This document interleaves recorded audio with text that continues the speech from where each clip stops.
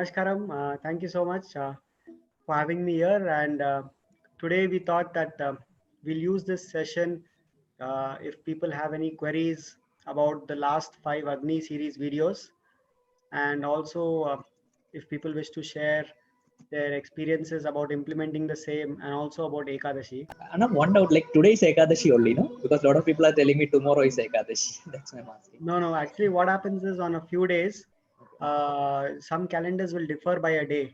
Oh, okay, okay. So, few calendars will choose the previous day and some calendars will choose the next day. That's why the confusion is there. So, today being Ekadashi, I hope many of them would have fasted. And we have been getting a lot of sharings already from people on our group about how they fasted today. And we also got a few queries from few people. So maybe we'll start with those queries which we already have. Okay, I'll look at them one by one. And as you get more queries, if you get more queries on the live, then just let me know. Once I Yeah. finish with them, we can look at that. Okay. So someone asked about, okay, so this was a common question which for few people is whether it's okay to have neem and turmeric on Ekadashi days.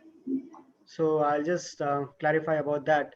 So neem and turmeric, which needs to be consumed on an empty stomach condition.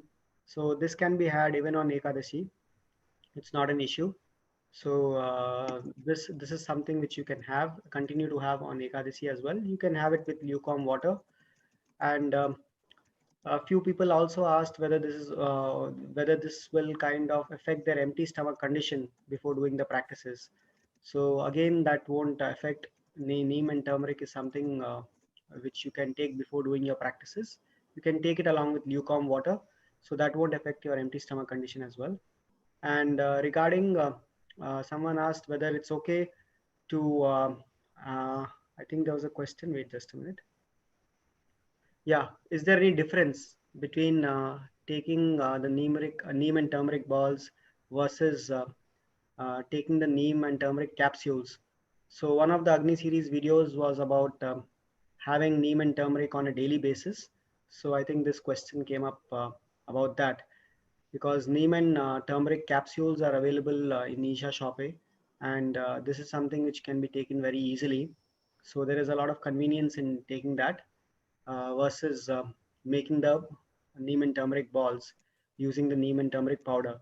So there is no advantage or disadvantage in either of these things. So whichever suits you, if you are able to make the neem and turmeric balls easily, please use that. There is no harm in that. And if your situation is such that it's difficult for you and you're traveling, and it's much more convenient for you to carry the capsules, then it's better to do that rather than skipping it.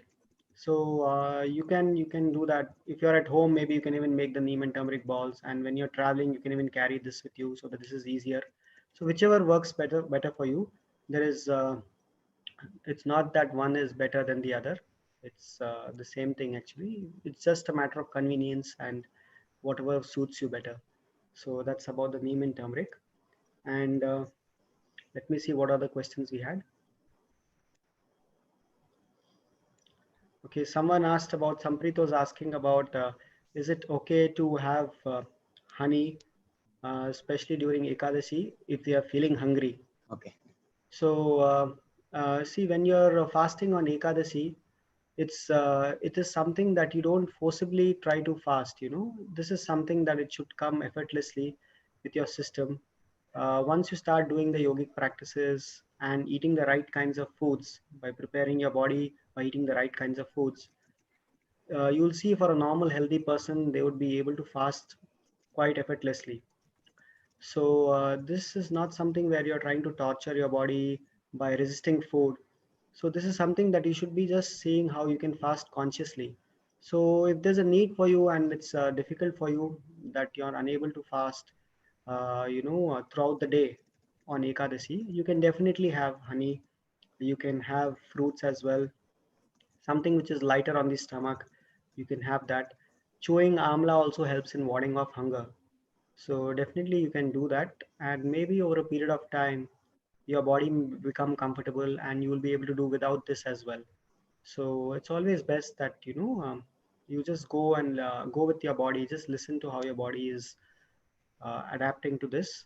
So initially it may be a little difficult for you to fast throughout the day, right? So if it is so, start with having fruits. So ideal way to fast on Ekadasi is that, let's say if since today was Ekadasi, so yesterday night you had dinner, and today you skip your morning breakfast and lunch if you're having 3 meals, and just have dinner tonight. The same time you have dinner, usually you just have dinner tonight. So yesterday night you had dinner and today night you have dinner. So 24 hours gap fasting. And in this 24 hours gap, you can have water. That's not an issue. So that's the ideal way to fast. But for people who are finding it difficult, it's best that they can start by having fruits or something lighter, like for example Sanjeevni Kanji, which is a porridge that can be had. You can have ashgard juice. So these things you can have during the morning meals, because it's lighter on the stomach, it easily digests, and slowly over a period of time, once your body becomes more prepared, and if you eat the right kinds of foods, you'll see it'll become easier for you to fast, and maybe you can even do without these things over a period of time. So just work towards that. And it's very important to prepare your body, because a lot of people ask, that why is it that they are not able to fast and they find fasting very difficult. So there are two aspects to this. First thing is about the uh, about your body becoming used to this. So second aspect is also about how your mind plays. So for most people, it's about their mind actually. It's just that they are not able to resist, and they tend to listen to their mind more than their body. So it's not that they cannot do, but it's just that it's very compulsive within them, that it's difficult to break. So for both these things, sadhana helps a lot. So if you're doing yogic practices regularly, it makes a big difference, because slowly you will see that once you start doing yogic practices, there's a distance which arises between you and the body, and you and your mind. And slowly, this because of this distance, it'll be much easier for you to observe what's happening within your mind or what is happening within your body, and do what's needed. So slowly it'll become much more easier. And also this is a training ground for you as well, to break your limitations, because what happens is these compulsions which arise, it's always best that whenever these compulsions arise, you just stop for a moment and notice what's happening. For example, when the food comes in front of you, the first thing which you would want to do is to grab and eat it when you're very hungry. But instead of that, if you just pause for a few seconds and just become aware of what's happening within you, you'll suddenly see that these compulsions which are coming, it's possible to kind of become aware of them and to overcome it. Similarly, while you're fasting, it may just happen that uh, at this spur you may just think that you want to eat something, but just pause for a moment or two. Just let it be for some time and just see what's happening to your system, and do you really need that, or it's just that your mind is playing. So usually what you'll see is, you'll observe this if you experiment with this while fasting, that whenever you feel that there's something which is needed to be eaten, for example you feel hungry, just pause, just don't eat for a few minutes and just wait. You will see that after some time, suddenly that hunger might disappear, because once the body recognizes that once there is hunger and the body recognizes, then it'll release the next quota of energy, and suddenly then you'll feel completely all right. And whenever you're feeling hungry, you can just have a little water. That will settle it. Then again after some time, you'll notice that the body may remind you, and again you'll feel that you need to eat something. Again pause, don't give in immediately, and then just wait for some time, and then again you'll see that you may find that after some time that that need is not there, because the body recognizes whenever it's whenever you have this hunger, and it releases energy accordingly. So it's actually very natural for a healthy human being to go without food for more than 24 hours. Actually, 24 hours should be very effortless for someone who's healthy to go without food, because if you haven't abused your system or your body with negative pranic foods and stimulants and improper lifestyle, if you haven't abused your system, then you'll see that your system will be very easily able to cope up with this and have enough backup to last for 24 hours. It should be very, very easy. In fact, actually, if you're not able to fast for 24 hours, it could indicate something being physically wrong in the system as well. So it's always best that, if to just see how you can prepare your system by eating the right kinds of foods, even if you have not been doing this before. It's time that you take care of what you're putting inside the system, because if you're not able to fast for a long time, for at least 24 hours, that means you need to prepare your system so that it can fast effortlessly. So few things which you can do is start by you preparing your system by doing two things. One thing is, if you haven't started doing any yogic practices, please see if you can include that in your life. At least something which you can do for half an hour to 45 minutes on a daily basis. Do this on a daily basis with commitment. That will make a big difference. So initially, you may find if you feel that nothing is happening, there are no changes. That's not the time when you should give up, because this is something you should continue doing this. Over a period of time, you'll suddenly notice that things have changed very subtly. So first thing is, you can start doing some yogic practice and keep this up. Second is, just educate yourself about what are the different kinds of foods and how your body is responding to them. So it's very important, especially to know what kinds of foods are suitable for the system, because food is as important as sadhana. If you're doing your sadhana but not taking care of your food and eating all kinds of foods which are not suitable for the system, ultimately the body will pay a price for this. So it's important that you don't create obstacles in your growth, and food is one of the major things for most people which is actually creating impediments in their growth. Because if you see most of the illnesses today, most of these chronic ailments are caused by improper food and lifestyle.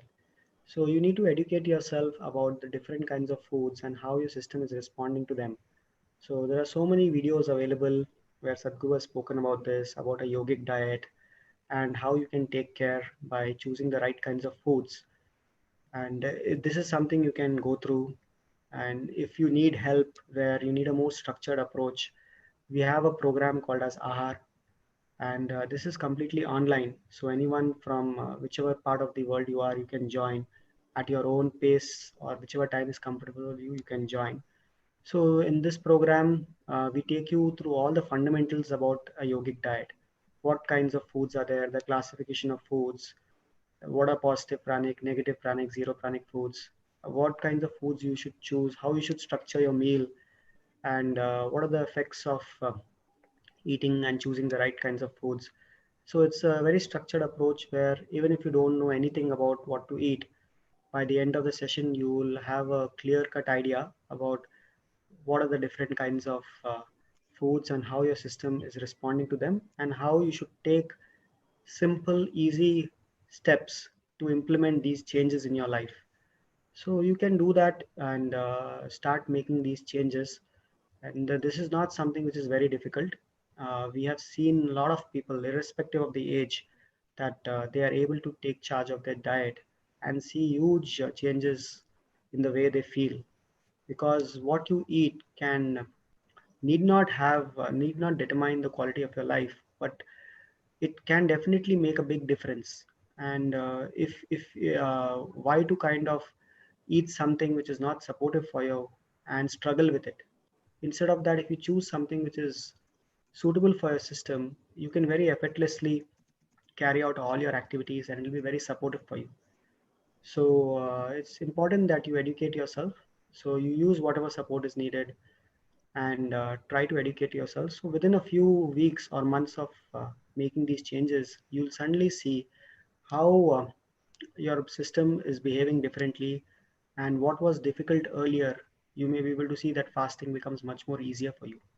And we have seen this happening with a lot of people who initially thought that it's very difficult for them to fast, and over a period of time, once they started making necessary changes in their diet, for example, eating at least 50% raw food, having neem and turmeric first thing in the morning, chewing their food thoroughly.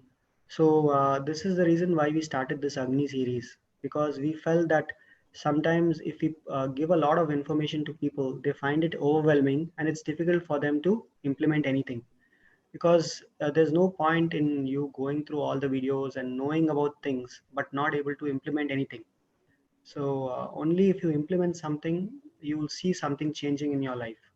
So this is one of the reasons why we started this Agni initiatives, because through this Agni initiatives, uh, our goal is to make these simple aspects about a yogic life available to people in such a way that it's easy for them to implement one step at a time. So that's why we are releasing this Agni series every week. We are talking about a certain aspect which you can try and implement. For example, there was one initiative about having how many meals to have, where we looked at how many meals one should have according to yogic system. Then there was another about having neem and turmeric on an empty stomach every day in the morning. There was yet another one which we spoke about having your meals with gratitude and saying an invocation before starting the meal. And another one we looked at about how chewing food 24 times makes a big difference. So like this, we are just trying to see if we can provide you with simple, easy to implement steps, where if you just take one step at a time, you'll see it will make big change in your life. So if you haven't been following them and if you haven't started implementing, my request to you would be to use this opportunity, because this is something which may appear very simple, but this has the potential to fundamentally transform the way you feel within yourself if you just make a change in terms of trying to implement. And a lot of us, the only place where we are lacking is in implementation. It's not that we don't know about things, it's just that the implementation is lacking. So that is why we are supporting you in many ways. So we have this series. We also have a WhatsApp group where a lot of people are benefiting, because they constantly get updates. For example, on our WhatsApp group, we share about Ekadashi reminders one day before we post about that. And then on the day of Ekadashi in the morning, we remind you. Then in the afternoon, we remind you. Then in the evening, we start sharing about how people have experienced Ekadashi. So a lot of people are benefiting by hearing other people's experiences on the group, and how they are able to fast. And also we keep you updated with different happenings and different articles which will inspire you to keep up your sadhana. So this is a support system for you, so make use of this. And especially on the spiritual path, every small support is very useful, because what happens is, for most people, when they do a program, they're very enthusiastic in the beginning about making changes, and that enthusiasm starts fading after a period of time, maybe after a few weeks. Then they again start getting back to their old ways. So it's important to stay in touch and keep on updating yourself. And if you see that happening on a regular basis, that you're constantly in touch with something which is helping you look within, then you'll see that you don't need to make any particular effort to make changes. Suddenly yoga will become a part of your life, and when that happens, then you will see that the way you walk, the way you talk, whatever activities you do, you don't need to do anything else, but yoga will just be a part of your life. And and that is what we hope that happens to more and more people, that yoga becomes a natural way of their life. So please make use of that. We'll also have provided you with a link to join the group. It's open to anyone, even if they have not done any yoga program. They can still join. They can invite others. It's yogiray.com/WhatsApp. It's there on our website. It's there on our Instagram page, and you can make use of that to join the group. So please make use of these small supports and see how you can grow. We'll just Can look at. I'll link it in the group. Like we Yeah, had some questions in the this thing. Shall I ask you those questions? sure, sure, sure. Yes. Chiragana is asking, is Ekadashi good for under 18 people? What, under 18 people? Yeah. Yeah, yeah, sure. It doesn't matter what's your age. You can definitely fast. Even if you are under 18, you can still fast. If you are finding it difficult, then you can go on a fruit diet on Ekadashi. So it's not necessary for you to forcibly fast. If it is something you can try and see. And we have seen a lot of people, even youngsters on our group, who have been sharing that they have been able to successfully fast on Ekadashi without much trouble. So it's useful for anyone, because what happens in Ekadashi is that you're giving your system a break. And this is something which is important, because just like anything else, your system also needs a break. And every 14 days, if you do that, it will make a big difference. It also helps in cleansing your system, removing all the toxins. So this is something you can do irrespective of your age. You can do that. And Prashantana is asking, Mukul Anna, I had a doubt. If I am fasting, I prefer not to eat mostly anything except water. I do eat fruits when I keep Mahashivratri fasting. My question is it okay to drink only water? Yeah, that's perfectly fine. You can ideally you should be able to manage on Ekadasi with just water. So that's the ideal way to do it. If you can just be with water itself throughout the day, that's very good actually. If you can do that. Suchitraka is asking, Anna, does neem cause acidity? No, it doesn't cause acidity. It may increase the body heat to some extent, and that could have some, for some people, that may be a little difficult. So it doesn't cause acidity, you know. It's not something which I've heard of neem causing acidity. And anyway, you're taking a very small quantity, just a marble sized ball of neem and turmeric. Someone was also asking about the size. So it has to be just a small marble sized ball of neem and turmeric. And that's something which won't have these side effects, like you know how she's saying. So that's something which you can easily take. You can take neem along with turmeric, so have both of them together. So some people are asking me, like, do we need to actually make it into a bowl, or can we simply have it? Can we put it directly in water and mix it and have it? So is there something like that, or should we actually make it into a bowl and have? uh, see uh, uh, See, one of the things which I heard Sadhguru speaking about was that it's best to have neem and turmeric ball, because what happens is, one more thing is, when you're having this ball and you're not swallowing it, actually you're chewing it. So what happens is, something which is as bitter as neem, you cannot chew it unconsciously, right? So the moment you put this in your mouth, you suddenly become conscious. And Sadhguru was mentioning about this, that you know, you're trying to use every little thing which you do to become more and more conscious. So the first thing in the morning, if you try to, you know, eat a neem and turmeric ball, you cannot do it unconsciously. You have to be conscious. So that's something which we are trying to see how you can use every action to become a little more conscious. So he was saying this on that note, that you know, if you take this ball, you cannot eat it unconsciously, because something which you like, let's say you have to eat a chocolate, you know, without even thinking, without even being conscious, you can just, you know, gulp it down. But if you have to eat a neem and turmeric ball, you have to be conscious while having it. So it kind of helps you with that if you having a ball. But for example, if you're just swallowing it, or if you're just taking a pill or something, then you may lose on that side benefit, Okay. where you are a little more conscious when you're doing something like that. But otherwise, there is no harm in just taking it along with water as well. For example, you know, you can have the powder and then have water along with it.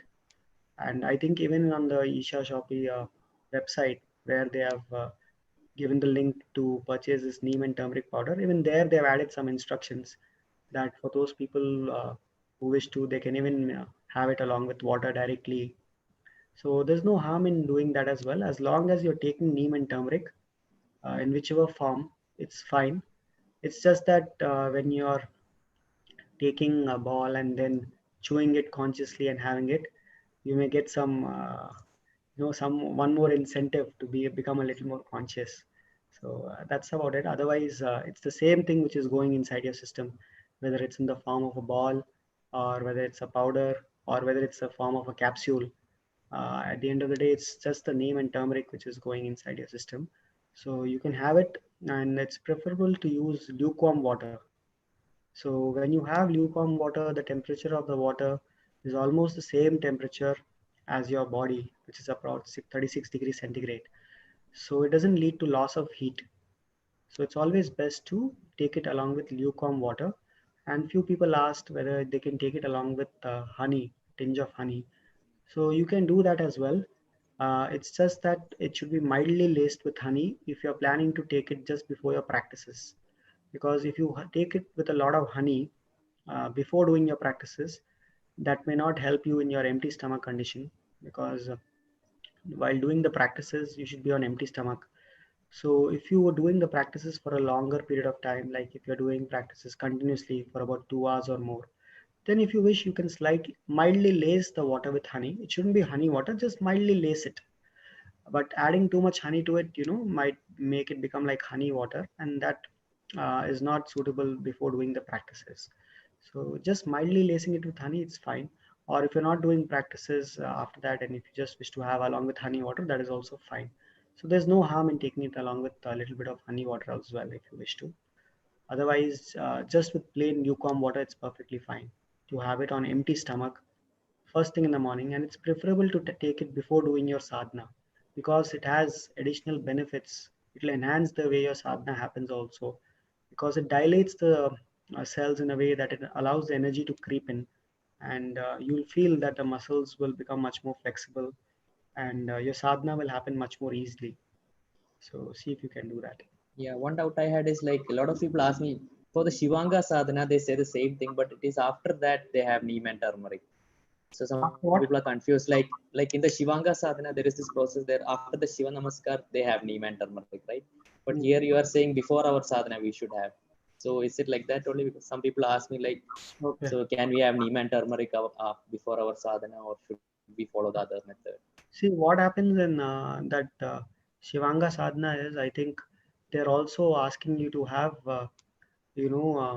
along with neem, they're asking you to add honey and also groundnuts. Yes, So what happens peppercorn. is, so what happens is that's why they're asking people to have it together, because otherwise some people may think, they can have the whole mixture before itself. So just to avoid confusion, maybe they're asking, because you have to add lemon, you have to add neem, you have to add, I think, what else is there? Is there? Peppercorn. Yeah. So all that is there. So so that's why they're asking that, just so that the empty stomach is not violated, to have it after. But for this neem and turmeric, if you're just having with plain water, that won't affect your empty stomach condition. And even on Ekadashi days, you can have it, and even otherwise also you can have it. So it shouldn't be an issue.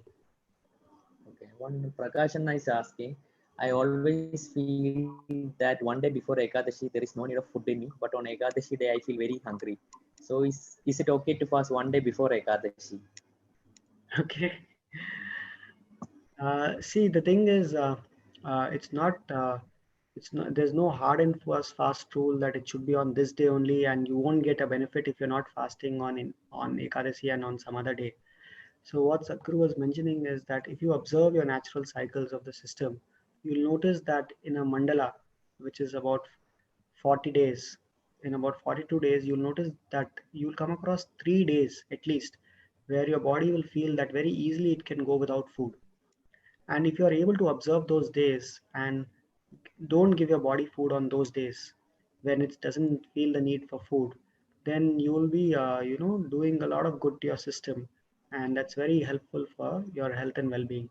So he was saying that since most people don't have this awareness about when is that the system doesn't need food, Because of this, they fixed in the tradition, they fixed something called as Ekadashi, because Ekadashi happens every 14 days.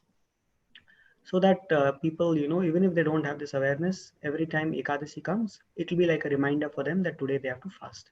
So it is for that reason they kept this, Ekadashi, so that it will assist people in recognizing those days and to fast on those days.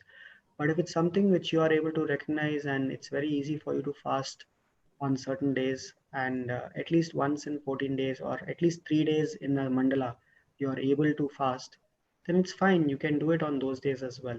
The idea is to give your system a break and to recognize the natural cycles of the system.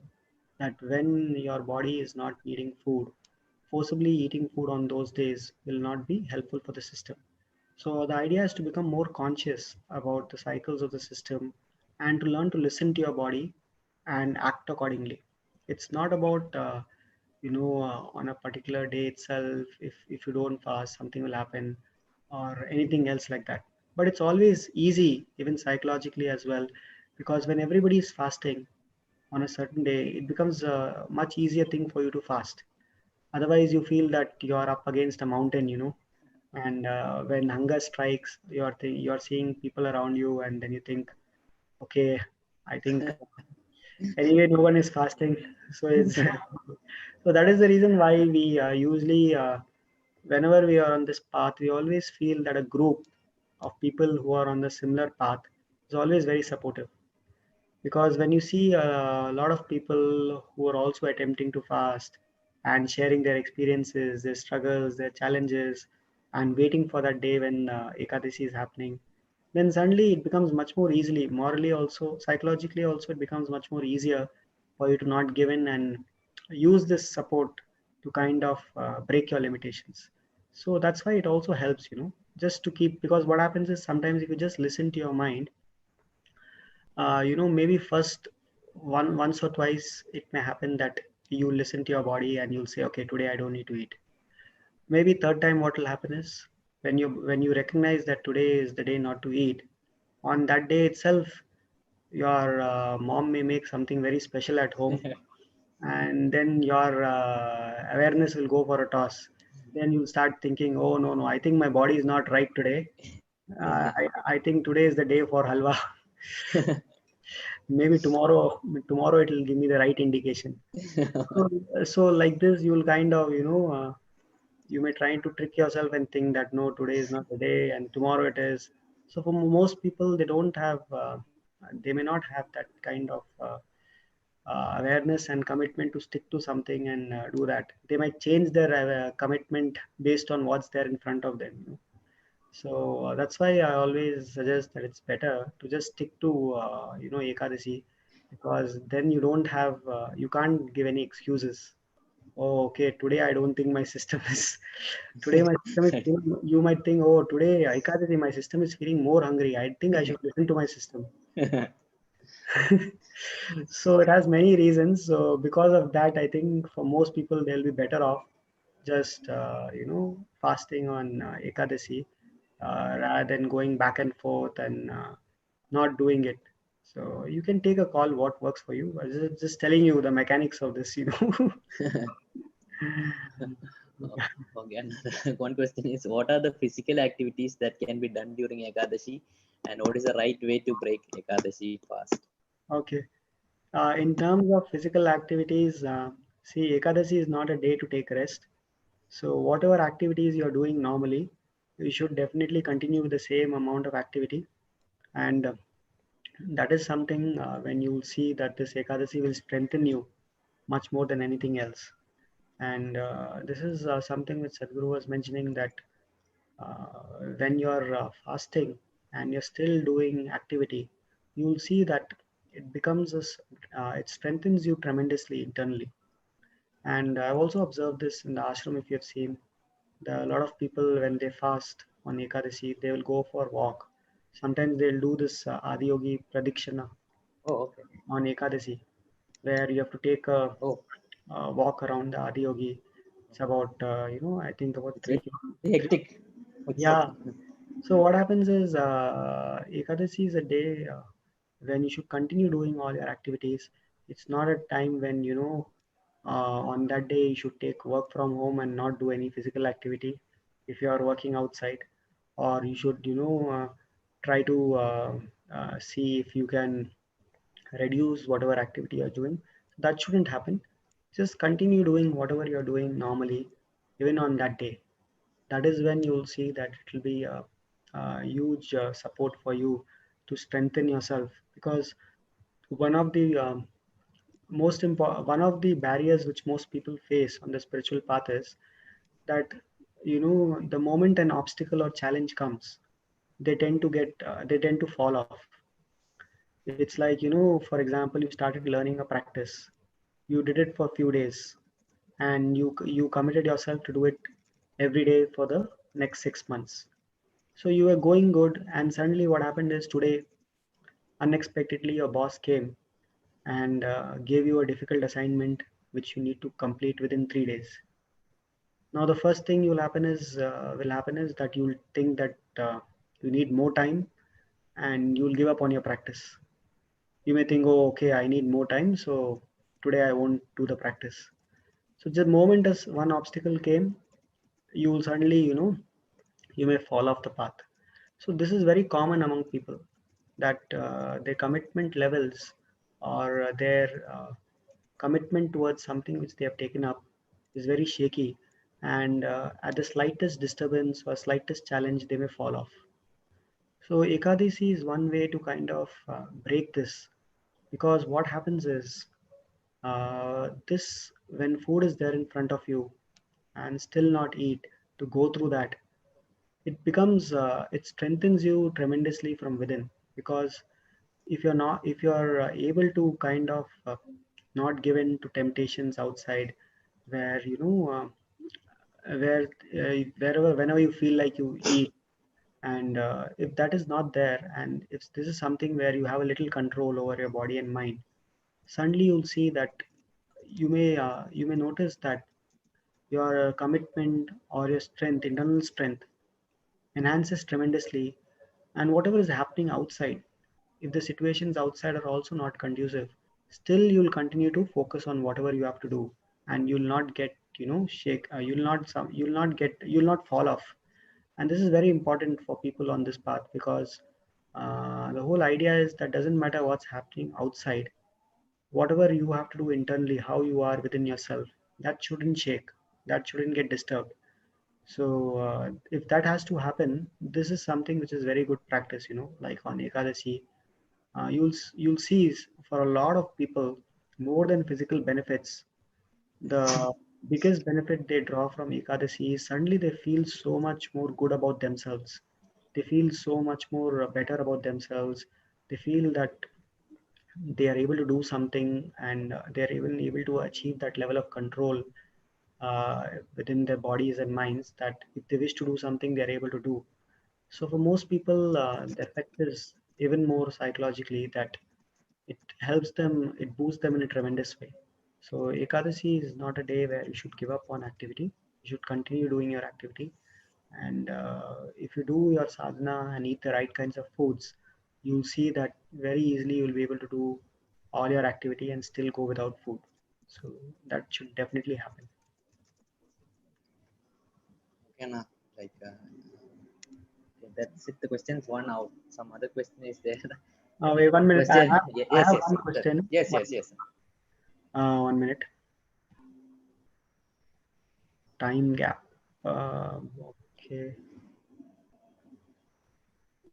Yeah. So yeah, should be fine. You can ask some. There was one question which somebody was asking. There was one question which somebody was asking about my meals. That Oh, okay. Yes. what is the composition? What do I Okay. eat actually? Yes, Anna. What do you eat, Anna? So there's nothing special which I'm eating. Okay. Okay, if it has if it helps you, so basically I have two meals, and I have at least 50% raw food. So in terms of raw food, during my meals, whether it's brunch or dinner, I have a lot of fruits. So I have at least three, four different varieties of fruits. So for example, whatever is available seasonally here.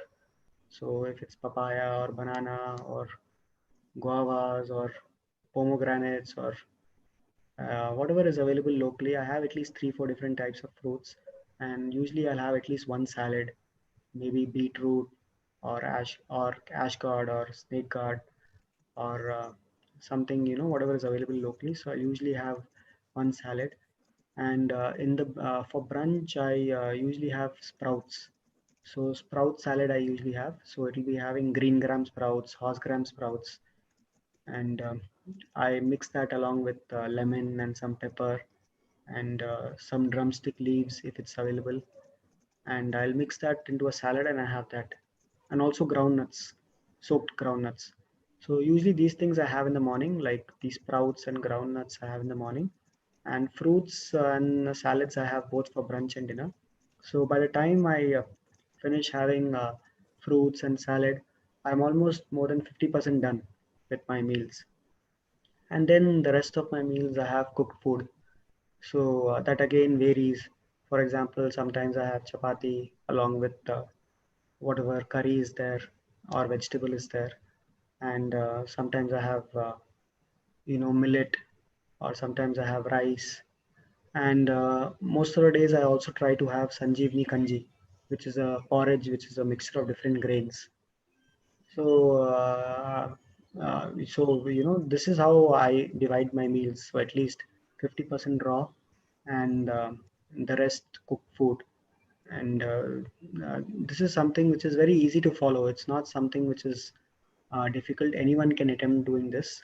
If you start implementing at least 50% raw food in your diet, you'll notice a big difference in terms of your energy levels, your sleep quota. It'll make a big difference. So whatever fruits you have, try to bring a lot of fruits into your diet, and try to include sprouts, groundnuts, and maybe even dry fruits. So these things would come under the raw food category. And even salads, you can make a salad from a vegetable like carrot, or you can even make beetroot or snake gourd or ash gourd or pumpkin, whatever you or cucumber. You can make different types of salads, and if that is difficult for you, you can just have it raw also, if salads is difficult for you to make. So that's something which can take care of at least 50% of your diet. And then you can have cooked food, maybe if you're having rice or wheat or ragi or millets. Try to see if you can include millets into your diet. That will make a big difference. And try to vary, have different types of grains rather than just having a single type of grain. For most people, they're just having rice and wheat all the time, because of which they get into nutritional deficiencies. So try to see if you can have a balanced diet, including different types of grains. You keep changing, let's say one day you have ragi, another day you have wheat. So I try to see if I can have different types of grains, and sometimes if that's not possible, I just try to have sanjeevni, which is a mixture of different types of grains. Okay. Okay, okay. Anything last? I think we can end the session for today. Yeah. So if there are no other questions, we can end. There So are a few questions. Let me check. One asked me. One more question we'll do. Okay. How can we maintain our body mass index? I tend to lose weight whenever I try 2 meals a day. Please suggest what to include. whenever I try to what? Have 2 meals. Okay. Aka loses her weight. So what should she Okay. include so that she doesn't lose her weight? Okay. See, if one is above 30 years of age, having 2 meals a day is best. It's ideal. And if you're under 30 years of age, you can have even 3 meals. So I don't think it can directly lead her to lose weight. And I don't know how she's deciding whether it's this which is causing her to lose weight, because it could be because of many factors. So it may not necessarily be because of having 2 meals, because it's not that if you have more number of meals, you will be able to put on more weight, because how much the body is able to assimilate makes a big difference. So if you're having two well spaced out meals, and if that is integrated, assimilated into the system, that may be more useful for the system rather than having regular meals after every few hours, where your body may not be able to assimilate most of what you are eating. So it's not about the number of meals which you are eating. It's about what you are eating and how you are eating. So if you eat two well spaced out meals where there's at least 8 hours gap between two meals, and you have sufficient and a balanced diet, then you will see that these problems won't arise. So it's just that you may not be aware about what a well balanced diet is. You may not be eating all the right kinds of foods. So I would suggest that uh, she should just look into that, that what is the composition of our diet, because it's not about the number of meals, it's also about what kind of foods which she's eating. So as we looked at right now, having a well balanced diet is important, so including all these things which we looked at. And if she wants more details, she can even look at doing the R program and getting more insight in terms of what are the classifications and how she could manage her meals and other stuff. So whichever ways, important thing is that first see what you're eating and whether you're eating right, and then take the next step. Because sometimes what happens is, for a lot of people, if they start doing a practice like Shambhavi or Shakti Chalana Kriya, their metabolism levels get regulated, and if they are losing weight, they may start getting weight, putting on weight, and if they are overweight, they may start losing weight. So the body regulates itself. So along with food, if they start doing some practice also, that could also help. So there could be many factors involved if someone is losing weight. And also, if one wants to gain weight, it's good they can bring in some foods, for example, like groundnuts, which have some source of fat, and also ghee. Like this, if you include some of these substances, it can also help. So it may not be necessary the number of meals, but also what you're eating actually. Okay. So, okay. So I think for today, this is, we can close the session. People are asking every week we should do it. Okay. Yeah. We can definitely do it if people have a lot of questions. We can try to do it more often. So good that we connected today, and I hope even those people who haven't joined live today, once this video is on YouTube, they will be able to benefit from that. And because we have addressed a lot of questions about fasting and food today, which I hope people will benefit from. So thank you for joining today, and all of you for those who have joined. So just before I leave, few things I thought I'll just let you know, which you can make use of. So one thing is that now the AHAR program, we have released it online. So you can join from any time zone at whatever time is convenient for you. You can join and make use of that. It's about a 3 hours session online, where you'll be able to learn all the basic aspects, fundamentals of food, and start implementing these changes in your life. So if you wish to go through that, you can look at our website, ahar.yogire.com. You can even share the link along with this description, so you can make use of that. And in this upcoming summer vacations, we have a lot of programs planned, especially if you have kids. We have a couple of camps coming up in and around Bangalore. So we have a program called as Srishti, where we expose the kids to nature, yoga, about a yogic diet, and also play. So it's a residential program where the kids stay with us for about 3 to 5 days. So we are planning a lot of programs in the month of April and May, where if you have kids, they can come and stay. And this is where they can kind of experientially go through what yoga is, what kinds of foods is suitable for the system, have those kinds of foods, and have fun as well. So this is a way where you can introduce them to yoga at an early age. So you can have a look at our website. We'll be uploading the details in a few days. And if you're part of our WhatsApp group, we'll be sharing the updates with you as well about these upcoming programs. We'll be starting from April. So make use of that. It'll be put up on our website, yogire.com. And the link to join our group also is available on our website, so that you can get updates from us. So hope to connect with all of you once again very soon. And Please do keep up the Agni initiatives. It is something which we are trying to release every week, and this is something which is the simplest way for you to start bringing yoga into your life by implementing one thing at a time. So already we have released 5 Agni initiatives, and all of these Agni initiatives can be found on our website, agni.yogire.com. If you go, all these 5 will be listed. Otherwise, you can see the YouTube playlist which is there on your channel or on Yogire channel, whichever way is convenient for you. Just go through all these videos and try to implement them and share with us your experience. And if you face any challenges, do share them so we can help you out. So do this, and we just hope that if you start implementing these initiatives one by one, and that will ensure that at least an element of being a yogi comes into your life. So that is our hope and wish. So thanks so much for joining once again and being a part of this.